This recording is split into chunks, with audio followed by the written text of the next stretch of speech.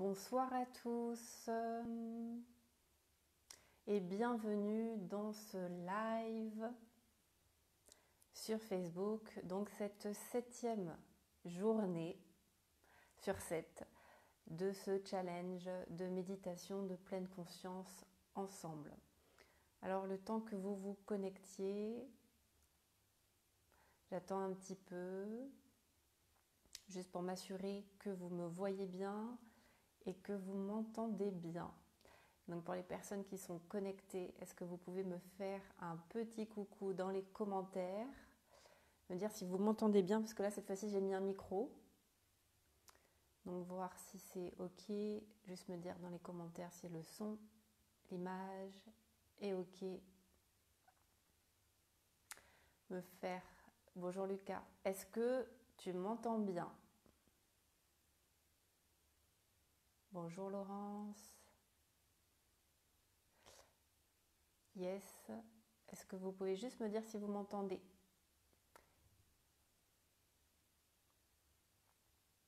Et bienvenue donc dans cette septième journée.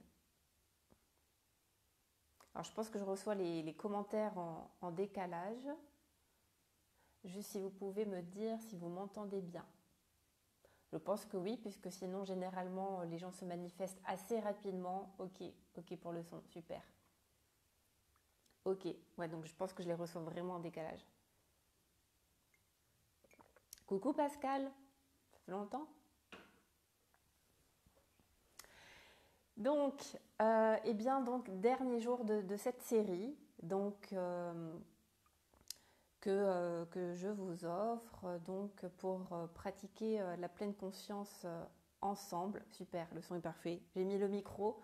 C'est vrai que j'ai un voisin qui est très expressif, en particulier le soir. Et donc là, c'est à partir de cette heure-là, généralement, qui se réveille et qui s'exprime. D'ailleurs, j'ai jamais compris, coucou Paulette, s'il vivait seul ou s'il vivait avec quelqu'un ou des enfants, mais il s'exprime beaucoup. Et donc, du coup, je me suis dit peut-être qu'avec le micro, on entendra un petit peu moins. Donc voilà. Bon, en tout cas, bienvenue, bienvenue, bienvenue. Donc, ce que je vous disais, donc dernière journée, en tout cas sur cette série, ça ne veut pas dire que je vais arrêter les lives après, mais en tout cas, l'idée c'était de vous proposer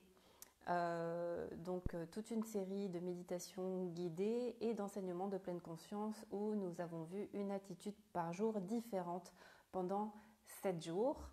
Donc je vous inviterai ensuite à regarder les replays sur ma chaîne YouTube, Les Guerriers Pacifiques, où vous avez toute la série en fait qui est accessible pour ceux qui prennent le train en cours de marche et qui ont loupé les différents épisodes. Donc aujourd'hui, épisode 7. Donc ce que nous avons vu dans première, à chaque fois je fais un petit récap pour ceux qui débarquent.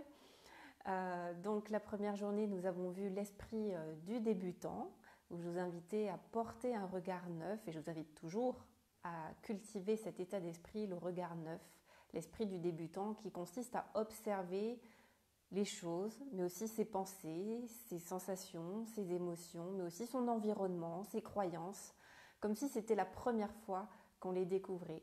Coucou Leïla. Et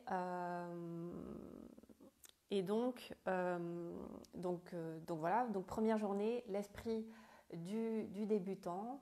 Deuxième journée, nous avons vu le non-jugement, où là je vous invitais à observer votre propension, vos habitudes, la mienne aussi, hein, à mettre des étiquettes comme c'est bien, c'est mal, c'est juste, c'est injuste, c'est vrai, c'est faux, comme on a tendance à le faire de manière automatique sur tout et tout le temps, et de sortir en fait du jugement. Et quand je dis sortir, c'est pas forcément arrêter les jugements, parce que comme ce que je vous ai dit, à l'instant zéro, on ne peut pas s'empêcher de juger. La pensée, elle émerge et ça, on n'a pas la main dessus. Enfin, en tout cas, pas à mon niveau. Et ensuite, par contre, ce qu'on peut faire, coucou Dani, c'est de raisonner en termes de ressenti agréable, désagréable ou neutre. Et c'est une façon en fait de revenir à soi, et plutôt que de mettre le projecteur à l'extérieur, de retourner le miroir et de regarder ce que cette situation, ce que cette pensée, ce que cette émotion nous fait à l'intérieur de nous. Est-ce que c'est plutôt confortable ou inconfortable? Donc on va plutôt raisonner en termes de ressenti plutôt que de jugement. Ensuite, ce que nous avons vu, c'est l'acceptation. L'acceptation de ce qui est, à la différence qui est différent de la résignation. Et ce que je vous disais aussi, ce que je vous enseignais, c'est que l'acceptation, c'est vraiment simplement se dire c'est ce qui est, c'est reconnaître ce qui est dans l'instant, dans le moment, avant de choisir d'agir plutôt que de réagir, parce que quand on n'a pas l'habitude de porter un peu de conscience sur soi, ben la plupart du temps, on est en mode pilotage automatique et donc on est dans la réaction. Et la pleine conscience nous permet justement de débrancher le pilotage automatique et de choisir, encore une fois, d'agir plutôt que de réagir. Donc ça, c'était pour l'acceptation. Ensuite, nous avons vu le non-effort et la non-résistance. Et là, je vous ai invité à regarder toutes les fois où vous forciez quelque chose, où vous luttiez contre les vagues de la vie au lieu de surfer dessus. Or, la vie est faite de cycles, de haut et de bas, de contraction et d'expansion, de saisonnalité, printemps, été, automne, hiver. Et plutôt que de résister aux saisons et aux cycles de la vie et des choses en général, eh bien c'est d'apprendre à surfer et donc arrêter de résister à ce qui est et plutôt de se laisser porter par le flux de la vie. Donc ça, c'était pour ce qui était de la non-résistance et le non-effort. Voilà, avec différentes méditations guidées et différents tirages de cartes. Et ensuite, on a vu la patience, donc qui rejoint, de toute façon, vous voyez bien, toutes les attitudes sont imbriquées, sont très liées les unes aux autres. Et on a vu ensuite donc la patience qui consiste à accepter que les choses se déroulent à leur rythme et apprendre aussi que ça ne sert à rien de tirer sur une tige pour qu'elle pousse plus vite. Ça, c'est quelque chose que j'avais beaucoup l'habitude de faire. Et donc, la pleine conscience nous invite à respecter aussi, encore une fois, le rythme des saisons, le rythme des cycles, le rythme des situations et, encore une fois, d'accepter le rythme de chaque chose. Donc, on a cultivé la patience où je vous ai proposé une méditation en grande partie silencieuse pour voir justement des fois l'inconfort qui peut monter quand on n'est pas guidé et certainement, et arrêtez de mentir, je le sais, des moments d'impatience de bon, ça va durer combien de temps et quand est-ce qu'elle va parler, quand est-ce qu'elle va sonner son bol, etc. Donc voilà. Ensuite, la patience, qu'est-ce qu'on a vu? Hier, je suis perdue là, j'en suis à 5 ou 6 là. Qui suit?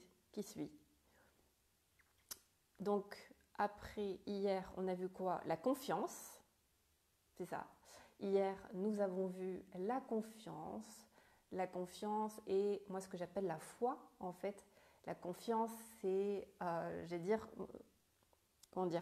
pour moi, la confiance, c'est quelque chose de plus personnel et la foi, c'est quelque chose qui nous dépasse. Et pour moi, quand je parle de confiance, je parle en fait de foi en la vie, le fait aussi de croire que tout est juste et que tout est parfait sur un certain plan. Ça ne veut pas dire qu'on vit dans le monde des bisounours, que tout est agréable et que tout est confortable, mais sur un plan plus grand, en fait, que j'appelle le plan du divin, de la vie, de l'univers, appelez ça comme vous voulez. Et bien, sur ce plan-là, tout est juste, tout est parfait, différent de confortable. Et donc aujourd'hui, je pense que j'en ai oublié aucun. En tout cas, personne ne me répond dans les commentaires, donc soit vous dormez, soit vous ne suivez pas. Ben, bravo. Donc aujourd'hui, dernière attitude, on va voir la gratitude et l'auto-compassion. Bon, j'aurais limite pu faire 2 thèmes différents, mais j'ai choisi de les fusionner. Est-ce que déjà ce petit récap vous aide? Est-ce que vous avez des questions déjà par rapport à ce qui était évoqué pour ceux qui sont là depuis le début ou même qui prennent en cours de route? Si vous avez des questions par rapport à ce qui a été vu et traité ensemble.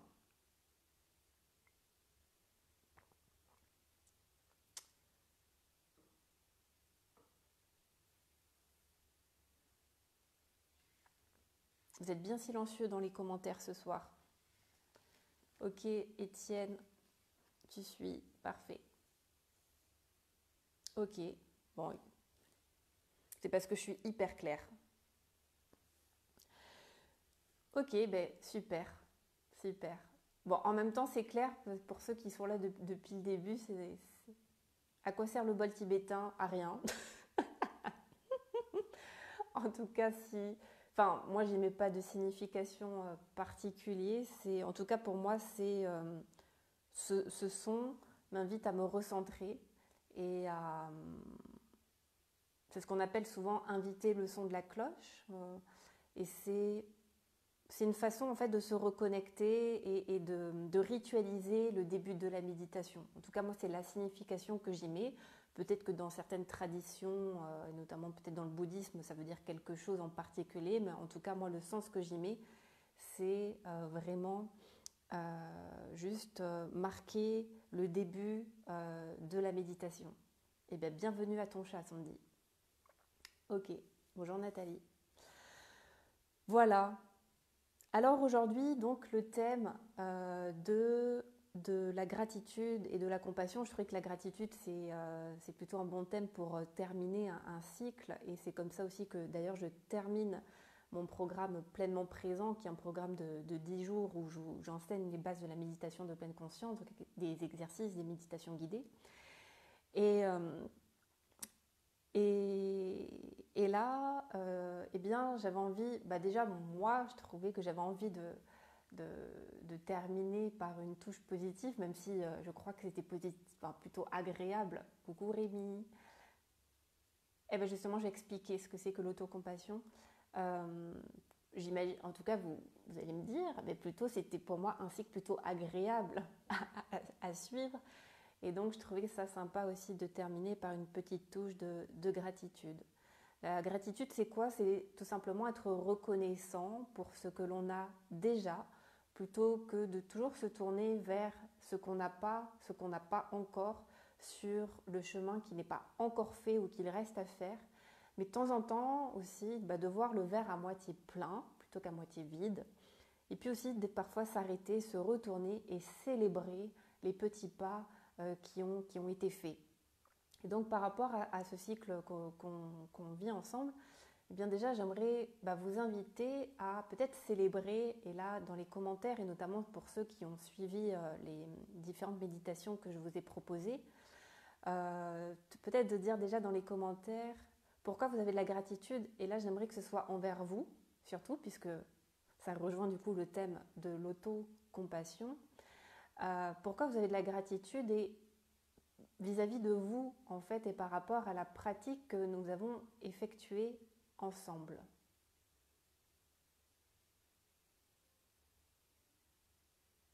Alors Dani, très agréable, tu nous as accompagnés tous les jours pour nous entraîner à ce que nous n'avions pas l'habitude de faire. Oui, très agréable. Alors au-delà de c'est juste agréable, vous en fait, quel petit pas vous avez envie de célébrer par rapport à ce que je vous ai transmis, et peut-être par rapport à des prises de conscience que vous avez eues, ou par rapport peut-être à des méditations qui vous ont particulièrement parlé, ou qu'ensuite que vous avez peut-être mis en pratique, et notamment mis en pratique les attitudes que je vous ai transmises, puisque le but, en tout cas si vous refaites le cycle, c'est pas uniquement le temps de la séance qu'on passe ensemble, c'est ce que vous allez en faire derrière. Et c'est exactement comme moi, mes séances de coaching avec mes clients, je leur dis, vous savez, le plus gros du coaching, c'est pas la séance avec moi, c'est ce que vous allez faire de la séance dans votre vie quotidienne, en fait. C'est ça qui est puissant, en fait. C'est pas juste la séance. Et donc, par rapport à ces 7 jours que je vous ai partagés, qu'est-ce qui vous a touché? Qu'est-ce qui vous a parlé? Qu'est-ce que vous avez mis en pratique? Alors, Laurence, je me rends compte que je suis en pilotage automatique. Super, la première prise la première étape du changement, c'est la prise de conscience. Et donc là où avant, peut-être que tu ne te rendais pas compte que tu étais en pilotage automatique, là, le fait de t'en rendre compte, eh bien, c'est le premier pas vers la liberté et la liberté intérieure parce que on peut changer les choses que ce dont on a conscience, en fait. Donc c'est super. Donc même si c'est pas confortable, tu peux déjà avoir de la gratitude pour cette prise de conscience-là. Paulette, gratitude d'essayer d'aller jusqu'au bout de ses envies. Super. Et tu peux aussi être fier de toi pour le petit pas que tu as réalisé aujourd'hui. N'est-ce pas? Alors Sandrine Maria, mais pas pour mes micro-actions pour mon bien-être. Super. Sandy, lâcher, ne plus m'agripper à mon impuissance au passé, il y avait des restes, des deuils à finir. Super. Pascal, ma force, mon endurance et du fait que j'ai incarné à un moment donné, je continue. Vanessa, parce que je me permets de me faire du bien, de m'écouter, apprendre à mieux me connaître, mais aussi finalement être plus clean envers les autres aussi. Ok, bah super, merci pour vos retours. Et là, justement, j'aimerais que, juste là maintenant, que vous preniez un temps, que vous fermiez les yeux.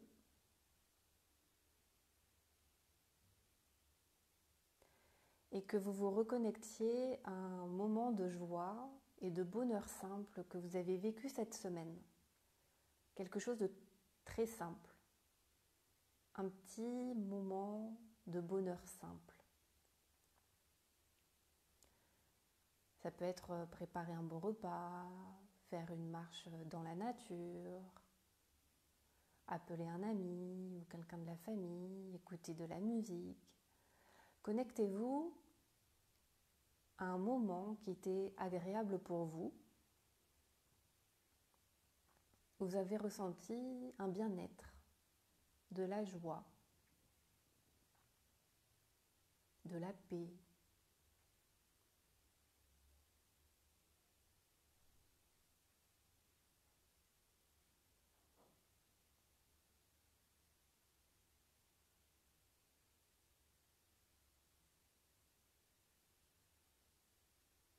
Et je vais vous demander de vous remémorer ce moment comme si vous y étiez à nouveau.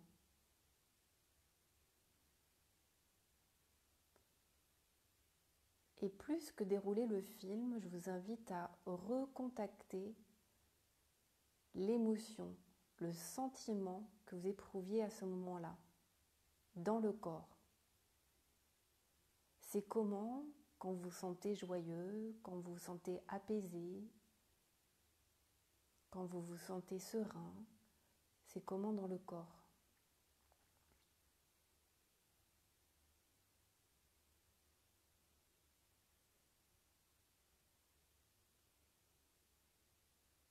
À quoi vous savez dans le corps que c'était un moment joyeux, un moment pour lequel vous avez de la gratitude.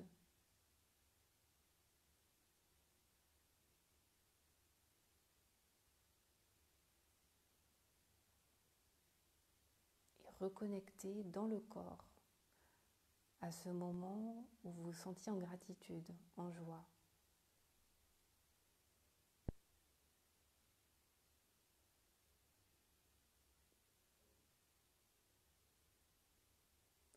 Et laissez cette sensation dans le corps grandir, s'expandre.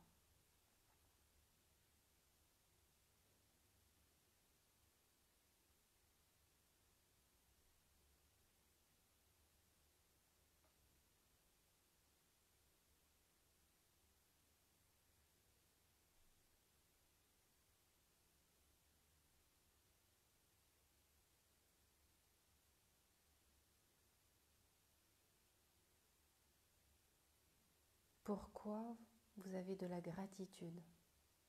Vous pourriez avoir de la gratitude.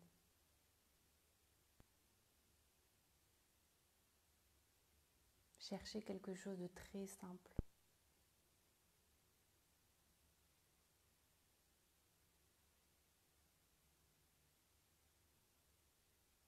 Et ressentez ce que ça fait dans votre corps.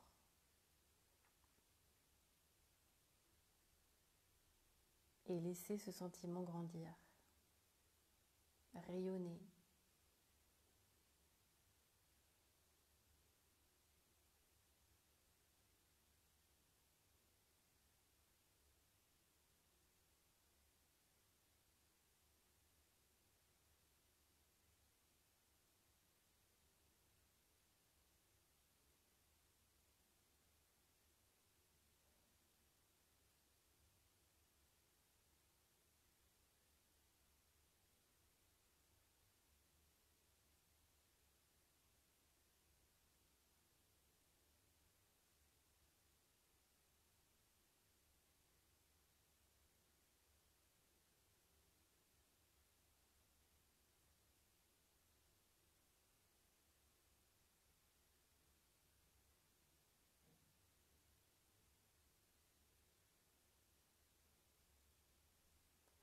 Et puis peut-être que vous pouvez vous rappeler d'autres moments, toujours en contact avec ce sentiment de gratitude, de bien-être.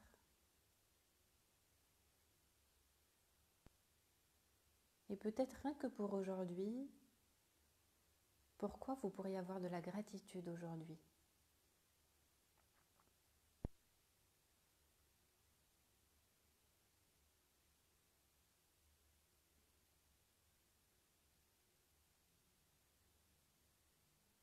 Et ressentez dans le corps ce que ça fait.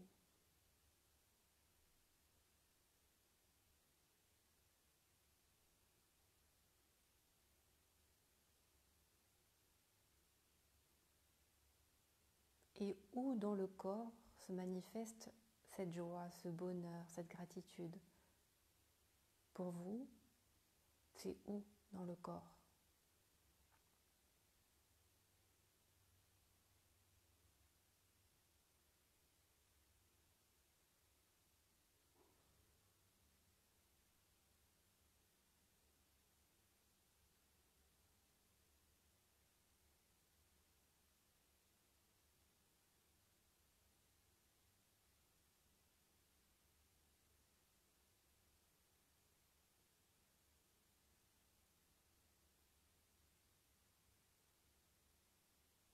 Et peut-être qu'intérieurement, vous pouvez dire merci. Merci pour ce moment.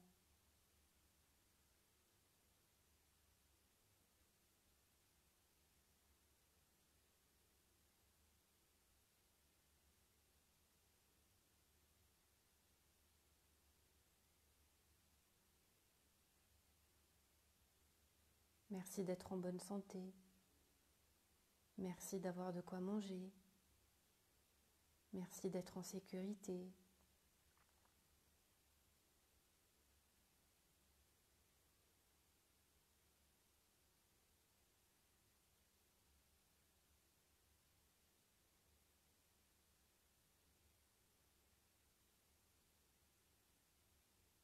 Et laissez rayonner ce merci en vous.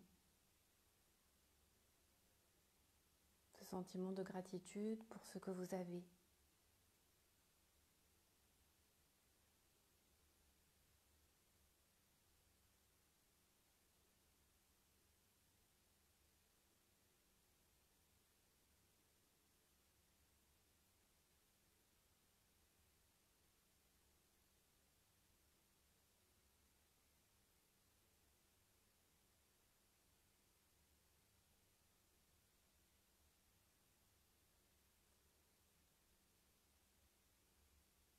Et puis vous remerciez peut-être aussi de vous accorder ce moment-là, ensemble,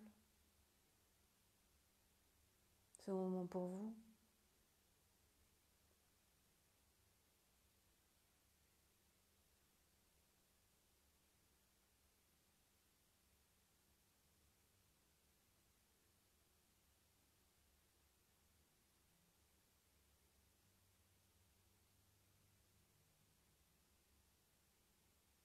Vous dire merci à vous.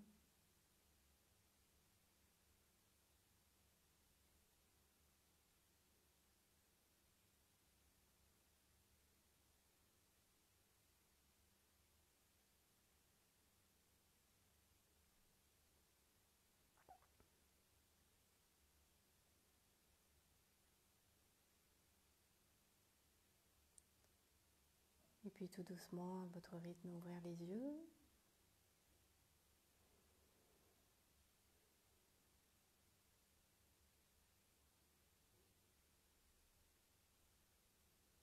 Et puis me dire comment vous vous sentez là, le fait de vous reconnecter à ce sentiment de gratitude, à quoi vous avez reconnecté, pourquoi vous avez de la gratitude là.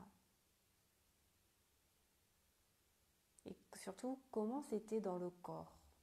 Comment c'est là dans le corps. Moi personnellement, là par exemple, j'ai le ventre qui chauffe.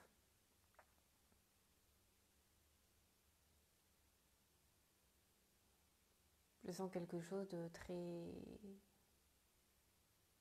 très ancré dans le ventre. Mais c'est moi. Et vous? C'est comment là dans le corps?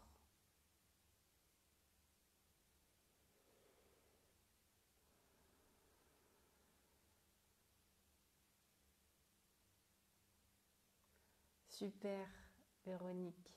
Pain maison.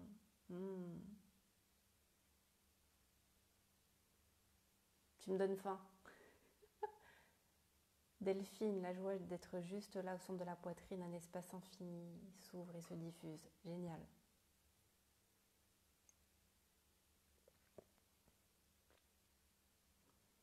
Et ça, là, ce qu'on vient de faire, vous pouvez le faire à chaque instant. En tout cas, c'est vrai que c'est quelque chose qu'on ne prend pas souvent le temps de faire. Juste, il y a Nazareth, planté comme un chêne, super. Juste de prendre le temps de se reconnecter à voilà, un moment joyeux, serein. Pas ouvrir laisse-les fermer alors, Paulette. Voilà. Et de voir qu'en fait, le bonheur, c'est accessible à chaque instant, en fait. Et juste en se reconnectant à des petits moments de joie simples, comme ce que vous décrivez, vous voyez, c'est pas des choses extraordinaires. Faire son pain maison, juste la joie d'être là. Ça pétille les pieds, les organes sexuels pétillent aussi, Pascal. Super. Le sourire, authentique, chaud, agréable, joie, super. Juste ça en fait, et de voir que finalement le bonheur il est accessible ici et maintenant en fait. Coucou Pierre. Et donc c'est vraiment accessible là à cet instant, ici et maintenant, juste en vous reconnectant à ce petit moment là qu'on vient de faire ensemble.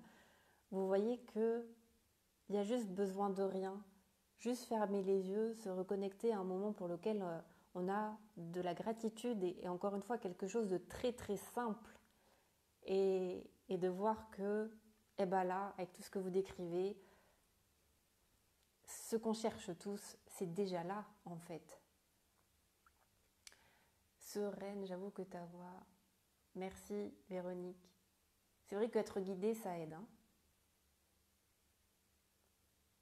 Eh ben voilà, super Vanessa, le super fou rire. Yes. Bah, c'est vrai que je rigole beaucoup aussi, hein, franchement, depuis le début du confinement, entre les amis qui m'envoient des blagues, des vidéos et tout. Enfin, moi, je rigole beaucoup, hein, honnêtement. Hein. Yes, Serge. Et super, bienvenue Serge. Est-ce que je résume le bonheur à la sérénité? En tout cas, pour moi, c'est lié. En fait, c'est sûr que quand je me sens sereine, je me sens heureuse. Et quand je suis heureuse, je sens un fond de paix intérieure. Donc pour moi, c'est lié. C'est quelque chose de très simple comme vous venez de le goûter. Et bien super, super, super. Et bien vous voyez, donc là, la gratitude, c'est juste ça. Simplement ça.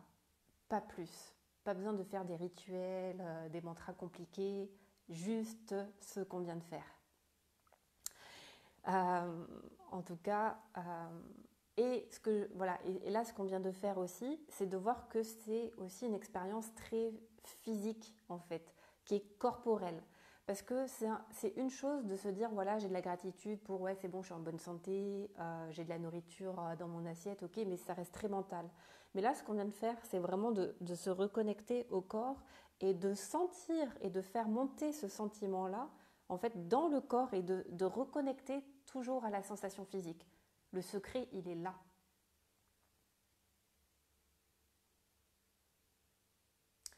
Donc voilà, les amis. Donc, avant de passer ensuite à la méditation sur l'autocompassion, je ne sais plus qui posait la question tout à l'heure de qu'est-ce que l'autocompassion. C'est simplement avoir la capacité de se dire oui de manière inconditionnelle. Pour ceux qui ont vu ma conférence qui est sur ma chaîne YouTube Se choisir, où je lis aussi le texte que j'ai écrit qui s'appelle Se choisir, que j'ai pas là. Eh bien, pour moi, faire preuve d'autocompassion, c'est faire preuve de douceur, de bienveillance avec soi-même, même quand on ne s'aime pas. Je répète, pour moi, l'autocompassion, c'est s'aimer, même quand on ne s'aime pas. En fait, c'est rentrer dans cet espace d'amour inconditionnel. Et pour moi, c'est quelque chose de très, très concret. L'amour inconditionnel, ce n'est pas un concept. C'est vraiment se reconnecter à cet espace qui embrasse tout, qui accueille tout. Et vous comprenez peut-être pourquoi je le place en dernier jour de cette série. Parce que avec tout ce qu'on a pratiqué ces 7 derniers jours, eh bien, finalement, c'est pour arriver à ça, à cet espace d'autocompassion qui est cet espace d'accueil de toutes nos parts, en fait, de nos parts lumineuses comme nos parts d'obscurité. Et c'est de connecter, et on va faire une méditation pour que vous puissiez vraiment sentir ce que c'est, mais pour vraiment dire oui, même à la part de nous qui dit non, d'aimer même la partie qui ne s'aime pas, d'aimer la partie de nous qui nous juge, vraiment d'être exactement comme une mère avec son enfant, ou comme on le serait avec un ami, en fait, d'être juste là, d'avoir une écoute et une présence douce, bienveillante et non jugeante avec soi-même. En fait, c'est ça, en fait, l'autocompassion. Et avant de rentrer dans la méditation, eh bien, j'avais envie de lire, j'avais déjà lu, je crois que c'est le premier jour ou deuxième jour, un texte de Thich Nhat Hanh sur l'interdépendance. Et bah là, à nouveau, j'aimerais à nouveau vous lire un de ces textes là qui est sur la compassion. Un texte qui me touche beaucoup à chaque fois que je le lis. Le titre c'est « Appelez-moi par mes vrais noms ». Ne dites pas « je serai parti demain », car je ne cesse de naître, aujourd'hui encore. Regardez en profondeur. Je nais à chaque seconde, bourgeon sur une branche printanière, oisillon aux ailes encore fragiles, apprenant à chanter dans mon nouveau nid, chenille au cœur d'une fleur, bijou caché dans une pierre. Je ne cesse de naître pour rire et pour pleurer, pour craindre et pour espérer. Mon cœur est rythmé par la naissance et la mort de tout ce qui est vivant. Je suis l'éphémère se métamorphosant sur l'eau de la rivière, et je suis l'oiseau qui, au printemps, naît juste à temps pour manger l'éphémère. Je suis la grenouille nageant heureuse dans la mare claire, et je suis l'orvée approchant en silence pour se nourrir de la grenouille. Je suis l'enfant d'Ouganda, décharné, squelettique, aux jambes pareilles à des bambous fragiles, et je suis le marchand d'armes, vendant des armes meurtrières à l'Ouganda. Je suis la fillette de 12 ans, réfugiée sur une frêle embarcation, se jetant à l'eau pour avoir été violée par un pirate. Et je suis le pirate, au cœur incapable encore de voir et d'aimer. Je suis un membre du Politburo, et je suis l'homme qui doit quitter sa dette de sang envers mon peuple, mourant lentement aux travaux forcés. Ma joie est comme le printemps, chaude, au point d'épanouir des fleurs en tout mode de vie. Ma peine forme une rivière de larmes, débordante, au point d'emplir les 4 océans. S'il vous plaît, appelez-moi par mes vrais noms, que j'entende ensemble mes cris et mes rires, que je vois ma joie, mais aussi ma peine. Appelez-moi, s'il vous plaît, par mes vrais noms, que je m'éveille et ouvre pour toujours la porte de mon cœur, la porte de la compassion.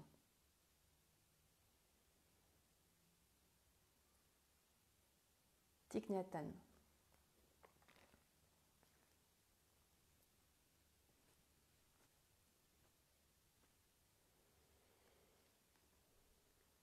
Alors je ne sais pas comment résonne ce texte pour vous. Vous pouvez me mettre dans les commentaires ou avec un cœur, un pouce, un bonhomme pas content, qui est triste, ce que vous voulez. Mais à chaque fois, je me retiens pour ne pas pleurer, tellement que ce texte touche quelque chose de très, très profond en moi. Je pense qu'il touche tout simplement cette graine de compassion que nous avons tous en nous, et en tout cas moi, elle vient me chercher très, très, très profondément. En tout cas, ce texte vient me chercher, et à la fin, c'est difficile pour moi de pas être émue.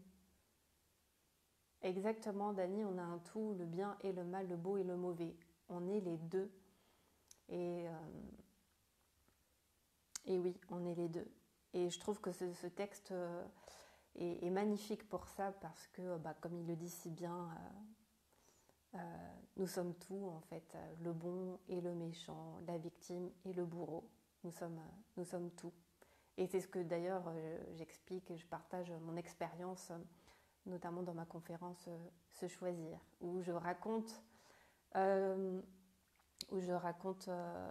mon expérience pendant une retraite, où j'ai vu que j'avais Hitler en moi. J'ai vu qu'il y avait Mère Teresa, que j'avais l'énergie d'amour et de compassion du Dalai Lama et de Mère Teresa en moi, mais j'ai vu aussi que j'avais la force meurtrière d'Hitler en moi. J'ai vu que j'avais les deux, et que non, je ne suis pas que dans le bon côté du camp. J'ai tout en moi. J'ai le pire comme le meilleur. Et ça, tant qu'on n'a pas vu ça en nous, eh bien, comment dire,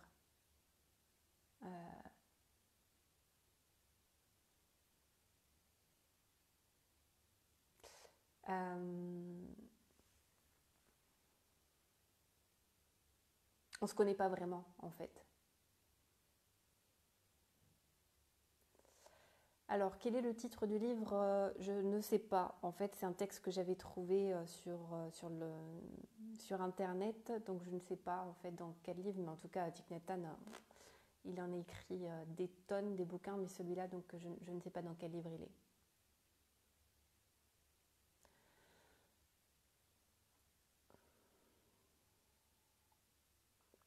Oui, Laurence, il faut accepter le mal en nous. Ça ne veut pas dire le nourrir, mais c'est juste le voir. Accepter, c'est le voir. Nazareth, chez moi, le trop de compassion me consume. Comment faire alors? Alors, dans la définition bouddhiste, en fait, la compassion, c'est souhaiter la cessation de la souffrance, en fait. Et donc, c'est pas forcément souffrir avec, c'est souhaiter que l'autre arrête de souffrir. Donc déjà, il y a une distance en fait. On n'est pas forcément, quand on fait preuve de compassion, on ne fusionne pas forcément avec la souffrance de l'autre. On peut la voir, on peut mesurer la souffrance de l'autre, mais on ne va pas forcément prendre sa souffrance sur nous en fait. Parce que quand on est dans cette posture-là, dans cette posture intérieure-là, en fait, on n'est pas aidant. On n'est pas aidant. Pour sortir quelqu'un de l'eau, il faut que soi-même on soit en dehors de l'eau en fait. Et je ne sais pas si c'est la meilleure image, c'est celle qui me vient. Et pour moi, la compassion, c'est pareil, on peut voir les choses, on peut mesurer la souffrance de quelqu'un, mais on n'est pas obligé de vivre sa souffrance pour le soulager. D'ailleurs, ça ne marche pas comme ça.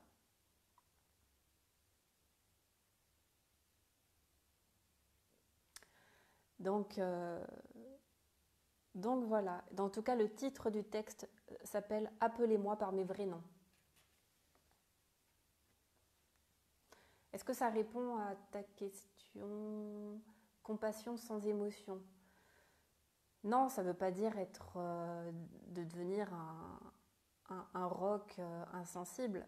C'est...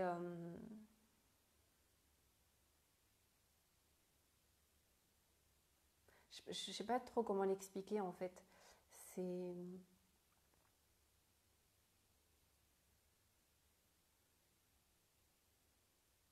En tout cas, c'est pas fusionner avec la souffrance de l'autre, parce que si on fusionne avec la souffrance de l'autre, on peut pas l'aider, on peut pas l'aider. Et donc, moi personnellement, je vais parler de mon expérience, quand j'accompagne mes clients en coaching individuel, j'ai de la compassion pour eux. Je souhaite vraiment, et certains sont ici ce soir, n'est-ce pas? Je ressens de la compassion, et donc je ressens leurs émotions, je comprends ce qu'ils me disent, je comprends leurs souffrances, je sais exactement où ils en sont, je sais exactement ce qu'ils ressentent. En tout cas, je pense, en tout cas, je crois. Et pourtant, j'ai cette distance qui me permet aussi de ne pas pleurer quand ils pleurent, en fait. De ne pas m'effondrer quand ils s'effondrent, parce que là, je ne serais plus du tout utile. Et donc, j'ai besoin d'avoir cette distance émotionnelle. Et pourtant, je ressens quand même. Donc, je ne sais pas trop comment expliquer. Je ressens sans fusionner avec l'émotion. Et l'empathie, oui, l'empathie, c'est la capacité de se mettre à la place de l'autre, en tout cas de mesurer l'intensité de ce que l'autre vit. En tout cas, c'est la meilleure définition que j'ai trouvée de l'empathie. Je crois que c'était Isabelle Padovani qui en parlait comme ça. L'empathie, c'est pas non pareil, c'est pas ressentir ce que l'autre ressent, c'est mesurer l'intensité de ce que l'autre ressent. Savoir être égoïste, tout un programme. Oui, d'ailleurs, j'avais fait une vidéo sur les erreurs à ne pas faire quand on est altruiste.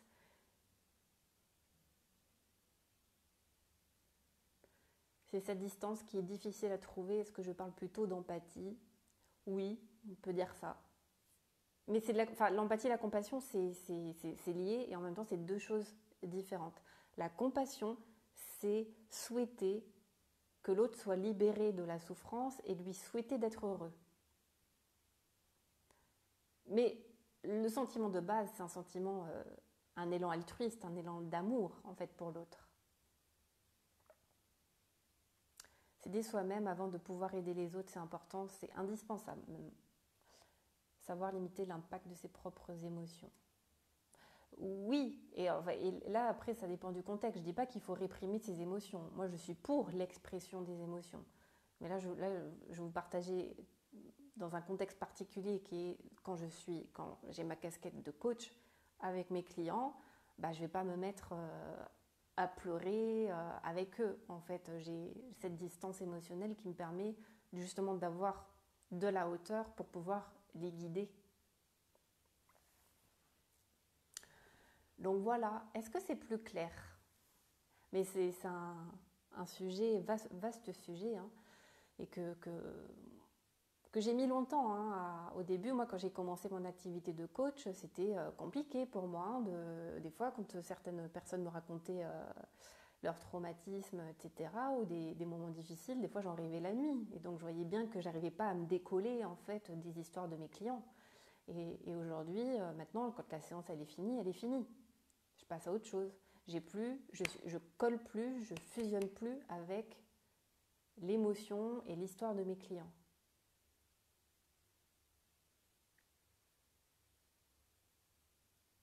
Le souhait est-il action? J'ai pas compris la question. Donc, coucou Cécile. Donc voilà. Est-ce que vous avez d'autres questions avant qu'on passe à la méditation de l'autocompassion? Et je finirai comme d'hab par un petit tirage, quand même pour finir cette série ensemble par un petit message inspirant. Donc en tout cas, a priori, il n'y a pas de questions. Donc, justement, là, plutôt que de répondre aux questions pour juste nourrir le mental, je vous propose, là mon défi, ça va être de vous le faire vivre dans le corps, en fait. Qu'est-ce que l'auto-compassion? Ça vous va? Faites-moi une pluie de cœur si vous êtes prêts et chaud pour cette méditation de l'auto-compassion.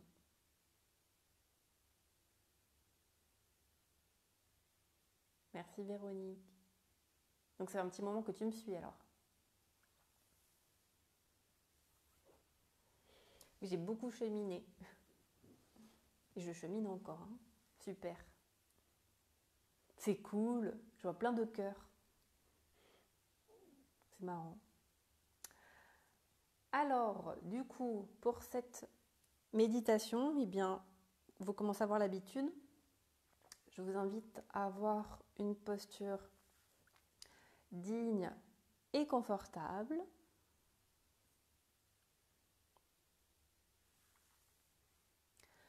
Pour ceux qui sont assis sur une chaise, les pieds bien à plat sur le sol. Et pour ceux qui sont assis sur un coussin par terre, par exemple, les jambes d'ailleurs, les mains posées sur vos cuisses ou sur vos genoux, le dos redressé, les épaules relâchées. Vous pouvez aussi le faire allongé.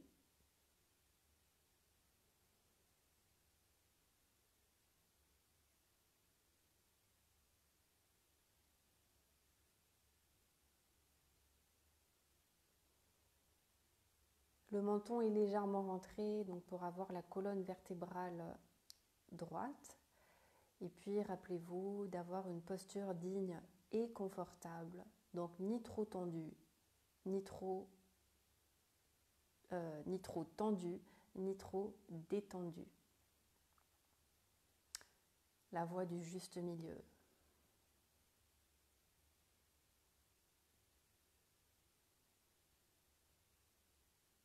Et puis pendant que vous tournez votre attention vers l'intérieur,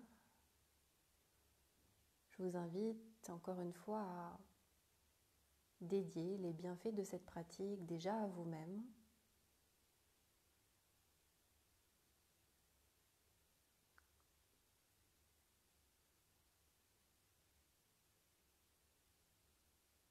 Pour arroser les graines de paix et de sérénité intérieure en vous.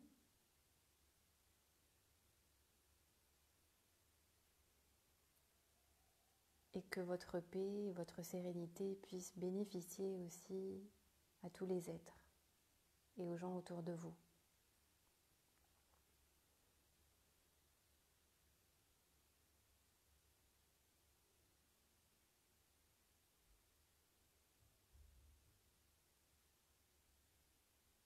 Comme dirait Gandhi, soyons le changement que nous voulons voir dans le monde.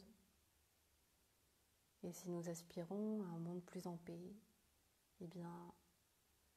cela doit commencer par nous-mêmes.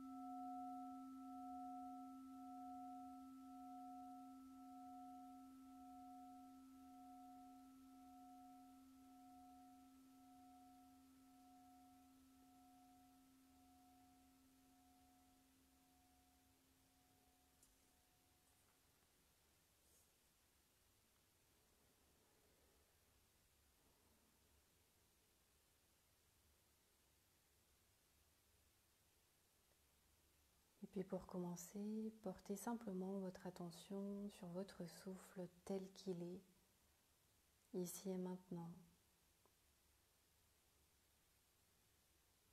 sans forcer ni analyser, mais simplement prenez conscience de votre respiration, qu'elle soit régulière ou irrégulière, profonde ou pas. Prenez simplement conscience de la nature de votre souffle maintenant.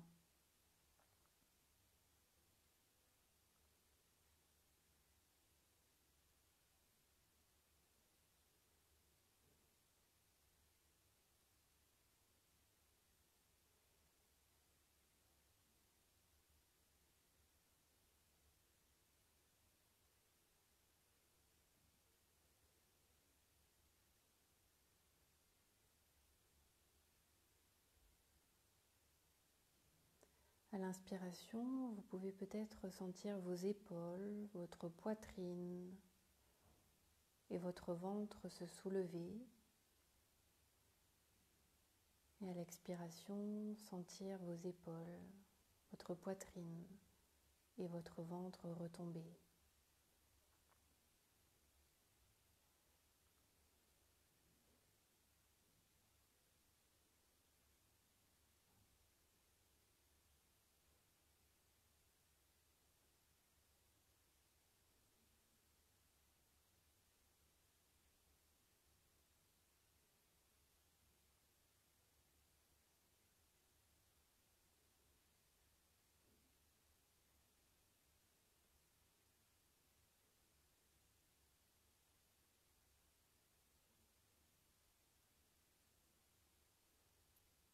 Et puis observez votre corps et sentez déjà les points de contact avec le sol, la chaise ou le matelas.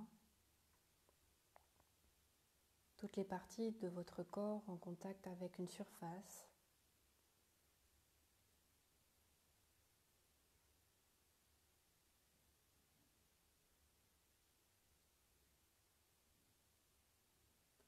Et puis de sentir s'il y a des zones qui sont tendues, contractées, que vous pouvez dissiper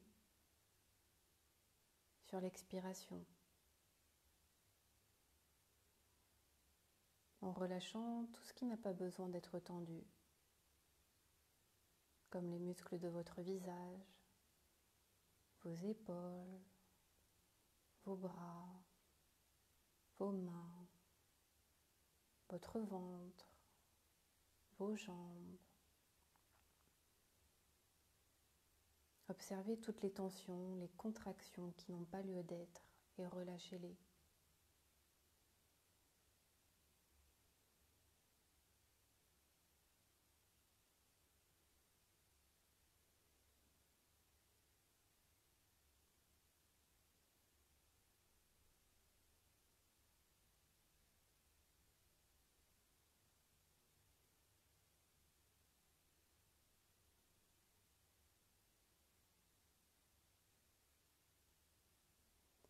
Et puis tout doucement, je vais vous inviter à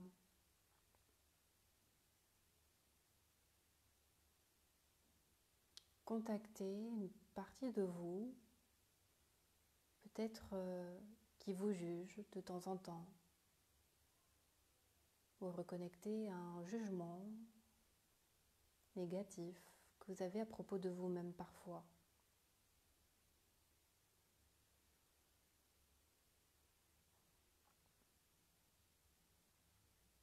Ou peut-être un sentiment désagréable que vous ressentez, peut-être en ce moment.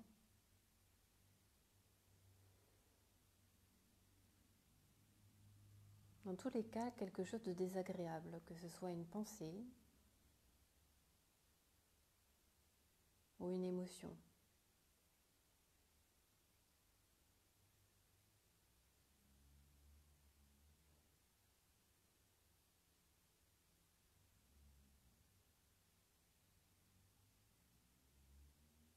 Et quand vous avez contacté la pensée ou l'émotion, je vous invite à regarder dans le corps comment c'est. quand vous vous jugez ou quand vous vous sentez impuissant, peut-être que vous avez peur.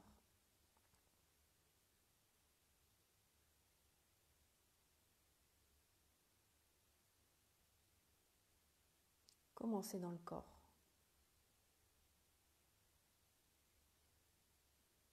Juste observer.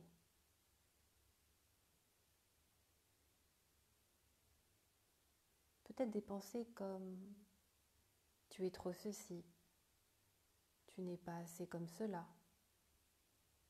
tu devrais, tu ne devrais pas.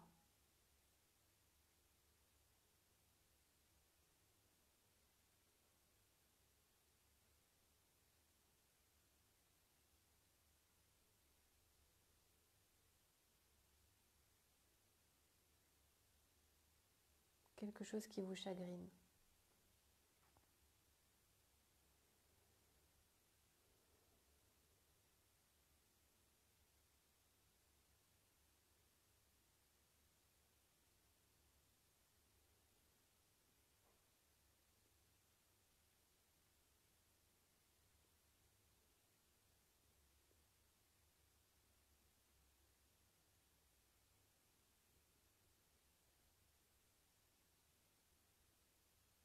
Et quand vous avez contacté la pensée ou l'émotion,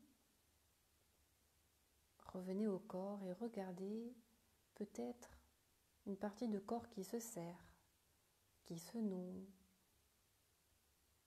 qui se contracte.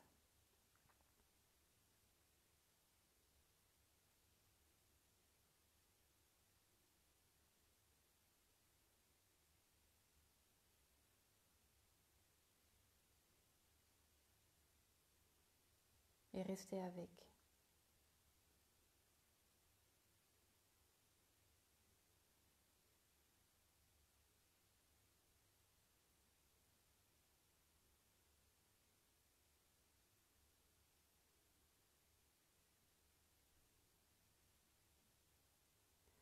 Et puis tout doucement, je vous invite à faire comme si cette pensée ou cette émotion devenait un personnage à part entière, une personne, comme si vous personnifiez l'émotion associée à la pensée.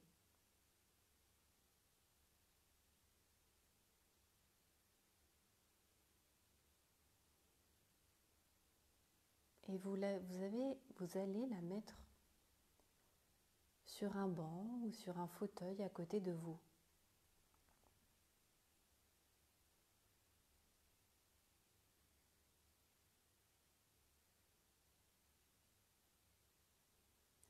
Et exactement comme vous le feriez avec votre meilleur ami ou avec un enfant, vous allez simplement écouter cette partie de vous qui vous dit que vous n'êtes pas assez ceci, vous n'êtes pas assez cela, et juste l'écouter et lui demander comment il se sent au fond, sans lui donner de conseils, juste écouter, prendre dans les bras cette partie de vous qui a simplement besoin d'être écoutée. Et que ce soit un sentiment de colère, de tristesse, d'impuissance, de peur. Observez ce qu'elle a à vous dire et prenez-la dans vos bras et laissez-la s'exprimer.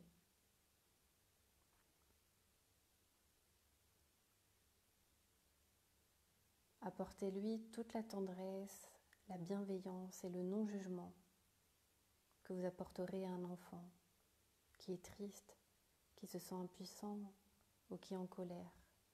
Juste laisser faire, juste écouter, sans intervenir. Prenez soin de cette partie de vous qui souffre.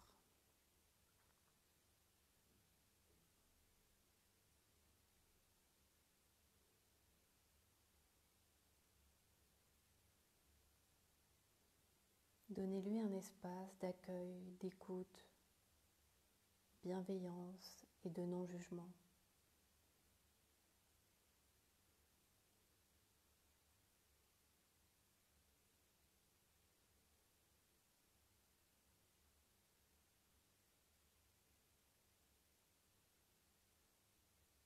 Et demandez-lui comment tu te sens et de quoi tu as besoin.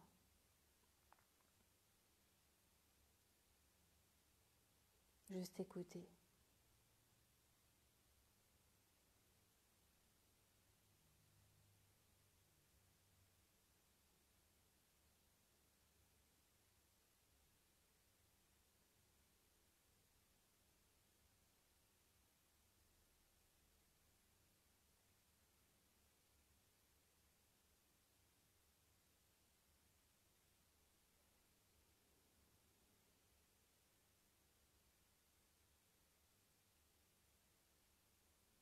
Et peut-être qu'elle a des reproches à vous faire.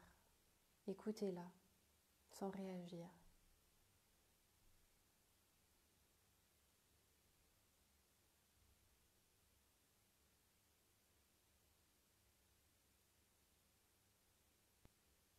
Et demandez-lui de quoi elle a besoin, de votre part.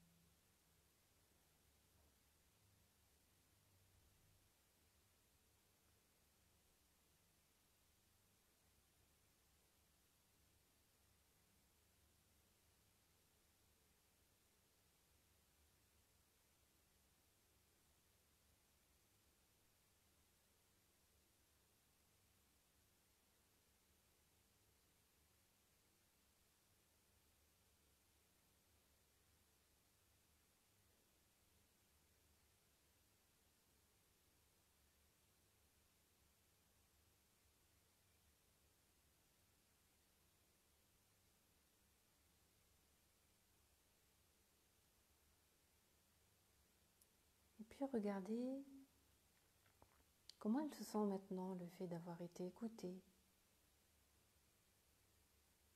sans forcément répondre à sa demande ou à son besoin, juste de voir comment elle se sent cette part maintenant que vous l'avez écoutée.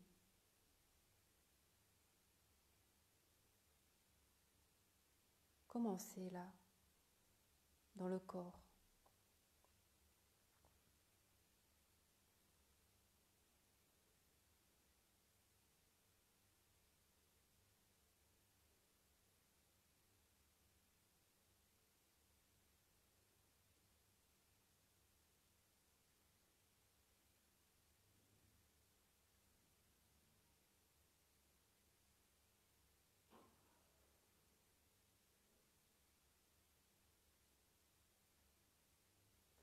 Et peut-être que vous pouvez laisser émerger une action que vous pourriez faire pour soulager cette partie ou pas. Et peut-être qu'il n'y a rien à faire, juste accueillir.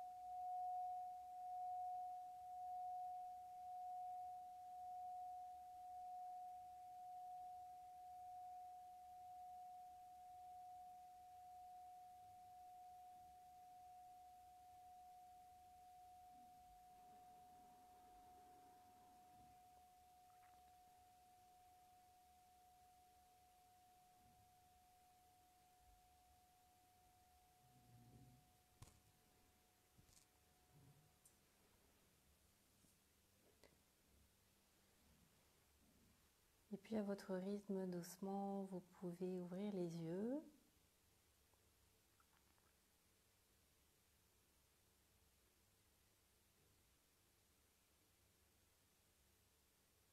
Tout en restant en contact avec ce que vous ressentez, avec votre corps.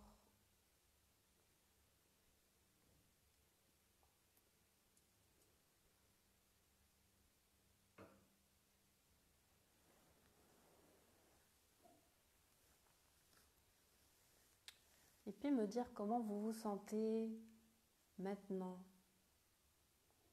suite à cette pratique d'autocompassion. Comment c'était pour vous?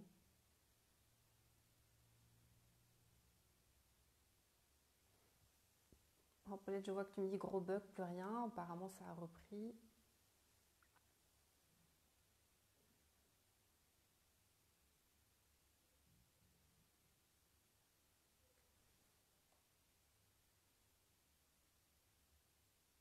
Super Dani.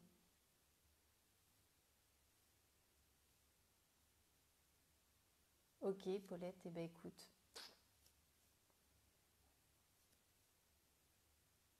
Tu pourras le refaire avec le replay peut-être. Ok, super Laurence. Donc les tensions sont venues puis semblent être reparties.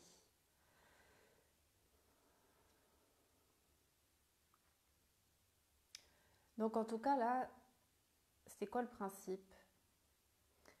C'est ça l'autocompassion en fait, c'est d'aller écouter la part de soi qui est crispée, qui est tendue, qui est triste, qui se sent impuissante, et de se rendre compte que parfois il n'y a rien à faire en fait. Juste accepter ce qui est et accepter son impuissance, accepter sa tristesse, accepter sa colère. Et du coup, pour pouvoir accepter sa colère, sa tristesse, son impuissance, c'est se mettre dans cet espace qui est justement, qui peut accueillir cette partie de nous qui ressent ça. Super Monica, tu te sens soulagée, apaisée qu'une partie de moi ait pu exprimer sa rancune. Génial, c'est exactement ça. Parfait comme d'hab, Véronique.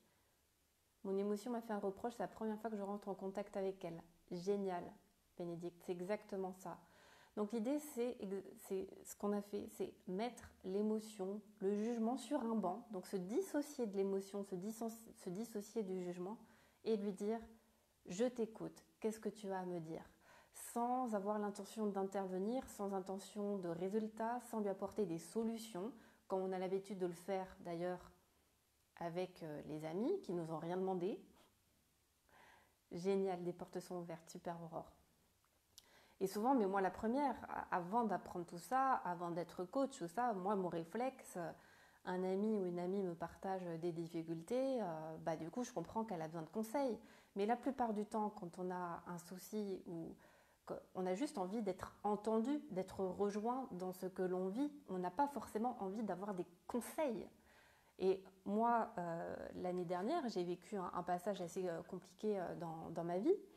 Et j'avais surtout pas envie qu'on me dise, moi à ta place, voici ce que je ferais. Mais c'est pas ce que je te demande et j'en ai rien à foutre de ce que tu feras à ma place. Ce que je veux, c'est juste qu'on comprenne ce que je suis en train de vivre, qui est difficile. J'avais juste besoin de quelqu'un qui comprenne que ce que je vis, c'était difficile, sans me dire, à ta place, je ferai ça. C'est pas ce que je te demande. Et c'est ça qu'on doit aussi apprendre à faire avec nous. C'est arrêter d'être dans le conseil, arrêter d'être dans le « il faut, essayer ça » et de se rendre ailleurs que là où on est. C'est avant de trouver une solution, avant de poser une action, c'est juste ne rien faire, juste prendre le temps d'accueillir cette émotion, d'accueillir ce jugement. Et c'est souvent là que les meilleures solutions émergent. Et d'ailleurs, dans beaucoup de cas, il n'y a juste rien à faire. La seule chose à faire, c'est d'aller apporter cet espace d'écoute et de bienveillance à cette part qui a juste et seulement besoin d'être entendue, d'être écoutée. Elle n'a pas besoin de conseils. Elle n'a pas besoin qu'on fasse quelque chose. Juste, oui, comme tu dis Delphine, juste être témoin et juste avoir de la présence. Donc, et ça, on a du mal à le faire avec nous-mêmes. C'est pour ça qu'on n'arrive pas aussi à le faire avec les autres. Et souvent, l'aide la plus précieuse qu'on peut apporter à quelqu'un, c'est juste une présence silencieuse, une présence pleine, pas oui, je t'écoute. Ah ouais, c'est dur, hein. Ah ouais, non. C'est avoir une présence silencieuse, mais intense. Super, Pascal.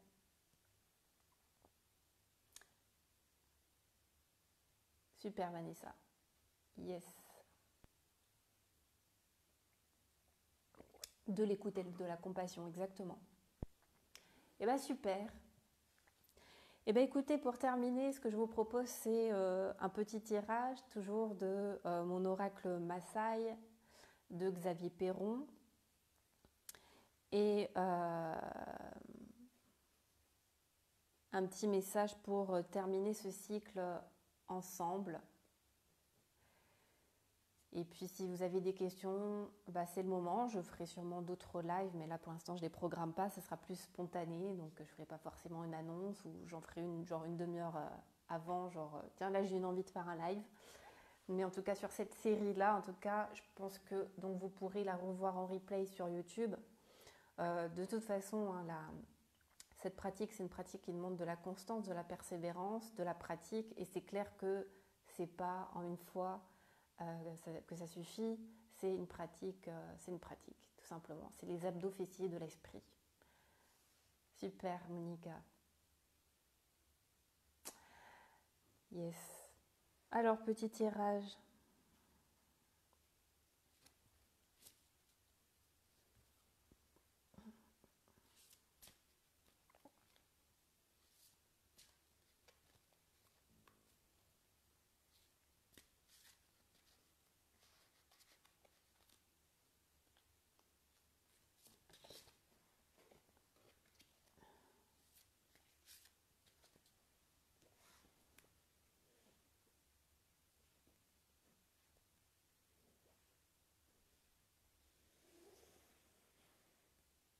Yes, suspense.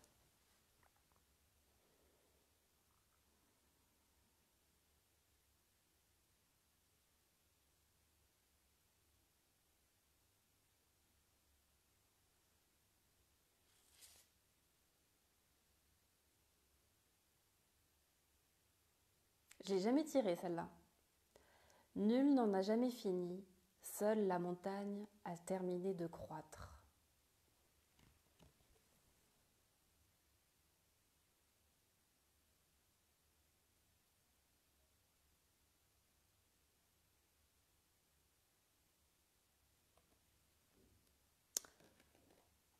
tout cas, je ne l'ai jamais tirée pour moi, celle-là.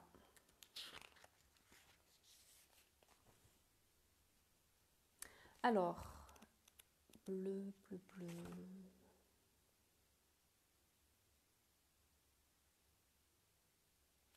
Alors juste pour petite info, en fait, l'oracle est divisé en 4 couleurs, les 4 cercles Maasai. Chaque cercle correspond à quelque chose à travailler en particulier. Et là, donc le cercle bleu, c'est le 4e cercle, c'est le cercle, c'est notre centre finalement. En fait, c'est donc il y a le bleu, le jaune, le vert et le rouge à l'extérieur. Et le bleu, le cercle bleu, c'est le centre, notre centre. Et donc c'est quand même très drôle, je trouve, j'ai pas encore lu la signification, mais que le dernier tirage de ce dernier jour ensemble, on arrive au point final qui est notre centre.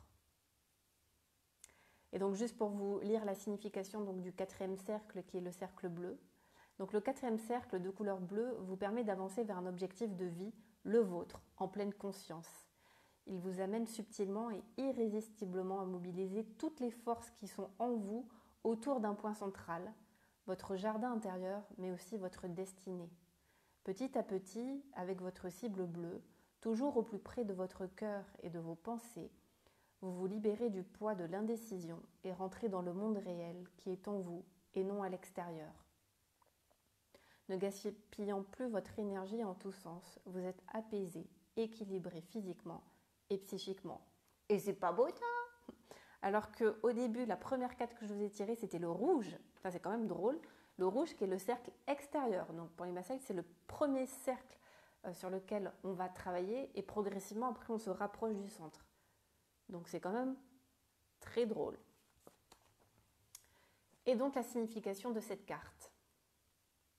Le message. Nul n'en a jamais fini dans cette vie-ci. Pour les Maasai, l'univers est le prolongement de nous-mêmes et est censé nous procurer tout ce dont nous avons besoin, à condition de ne pas être dans une agitation émotionnelle ni dans une énergie négative. Selon eux, il nous procurerait surtout l'unique vraie connaissance susceptible de nous amener à un état naturel et continu de bien-être. Jusqu'à ce qu'au terme de notre expérience terrestre en cours, nous nous adressions à la déesse mère Enkai en ces termes. Enkai Osorurua, c'est-à-dire, dans ton nombril sacré, je veux revenir et demeurer. Sous-entendu, je suis prêt à refaire un avec toi dans la chaleur originelle de ton utérus sacré. Parce que pour les Maasai, l'univers est un utérus sacré. Interprétation. T'imposes-tu des limites? Tu désirerais profiter de la vie et de ses plaisirs, mais tu ne te l'autorises pas. Pourquoi? N'impose pas de limites à l'univers. Prends conscience de l'existence d'un nombre infini de canaux auxquels tu peux t'ouvrir. Prends conscience que les ressources peuvent en effet venir de partout. Activer la sagesse Maasai. Essaie de modifier ta manière de penser afin de t'ouvrir les portes de la prospérité.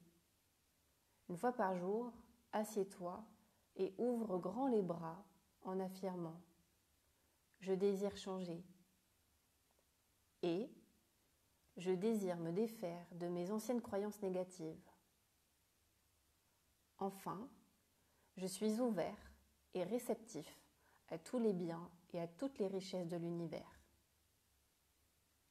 Cet exercice t'apportera un sentiment d'expansion tel que de nouveaux canaux ne tarderont pas à s'ouvrir pour toi. Surtout, sois vigilant aux moindres signes qui ne feront qu'illustrer le fait que la source est infinie et que ta prospérité est elle-même illimitée.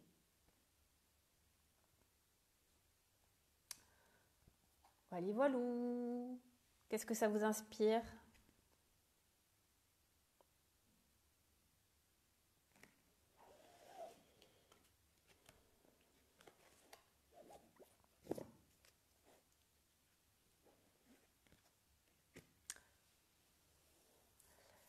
Voilà, en tout cas, belle carte, je trouve, pour, euh, pour conclure ce cycle.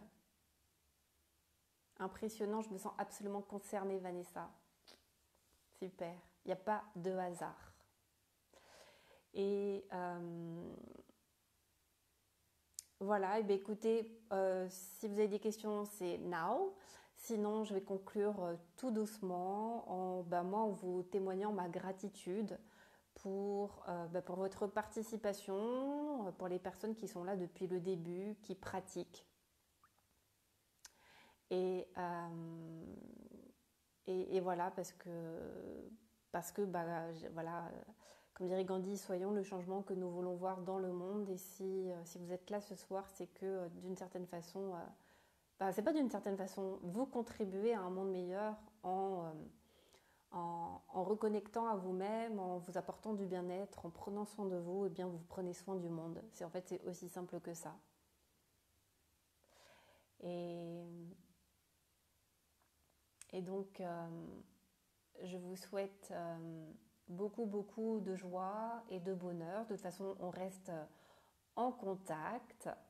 Pensez, en tout cas si vous le souhaitez encore une fois, les replays sont disponibles sur ma chaîne YouTube.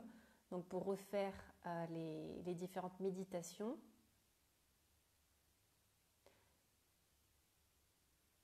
Oui, Sarah, est-ce que je crois que le bien-être est l'état naturel primaire de l'esprit? Oui, je crois. En fait, c'est notre état naturel, c'est notre état de nouveau-né.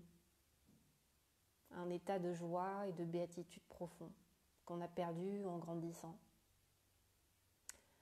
Merci Étienne, merci Pascal, merci Paulette, merci Bénédicte. En tout cas, merci à vous tous et à vous toutes de votre précieuse présence, de votre pratique, de votre confiance, de tous les retours que vous me faites. Et puis de toute façon, je reste là et je continuerai à partager sur ce format-là. C'est vrai que ça faisait partie des choses que je procrastinais, que je mettais du temps à faire, qui est de faire des lives. Et donc là, ça y est, je me suis lancée et vraiment j'adore ça. Donc j'ai vraiment envie d'en faire plus souvent. Donc le prochain, je ne sais pas quand il sera, mais en tout cas, c'est sûr, il y en aura d'autres. Je trouve ça très sympa de pouvoir échanger en direct avec vous. Donc prenez soin de vous, mettez en pratique tout ce qu'on a vu. Je pense qu'il y a de quoi faire, refaire et refaire. À chaque fois, vous allez aller de plus en plus en profondeur. Je vous souhaite une très très belle soirée et je vous dis à très bientôt.